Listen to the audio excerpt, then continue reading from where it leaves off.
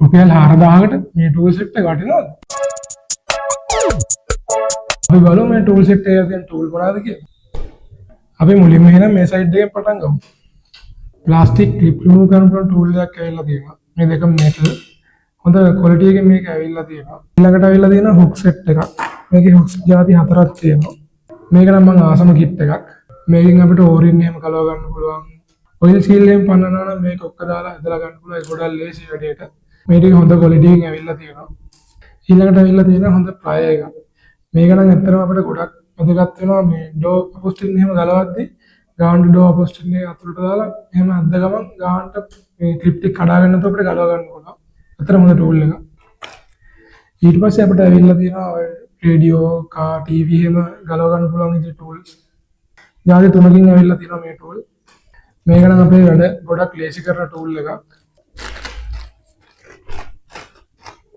Wire ෂොකට් වල එනවා එක එක જાතිය ක්ලිප්. අපිට ඉතින් ඒවා හැම එකම කටුවක් ගහලා ගලව ගන්න බෑ. ඉතින් ඒක විවිධ ක්ලිප් එකට හරියන විදිහේ මෙන්න මේකේ ටූල් ලෙවලා තියෙනවා. අපිට මේ වගේ එකක් භාවිතා කරලා ලේසියෙන්ම වයර් ක්ලිප් එක ගලව ගන්න පුළුවන්. ඊටු ඔක්කොම ටූල් ටික ඇවිල්ලා තියෙන්නේ අපොස්ටින් ට්‍රිම් පැනල් වගේ රිමූව් කරගන්න පුළුවන් ප්ලාස්ටික් ටූල්. ඇත්තට මේකේ ප්ලාස්ටික් ටූල් වැදගත් අපි යකඩ ටූල් එකක් දාලා කලව ගන්න ගියොත් එහෙනම් පේන්ට් එක ඩැමේජ් වෙන්න පුළුවන්. මේක හොඳ ප්ලාස්ටික් නිසා අපිට එහෙම පේන්ට් එක ඩැමේජ් වෙන්නේ නැතුව මොන ට්‍රිම් පැනල් එකක් ගලව ගන්න පුළුවන් කඩා ගන්න නැතුව.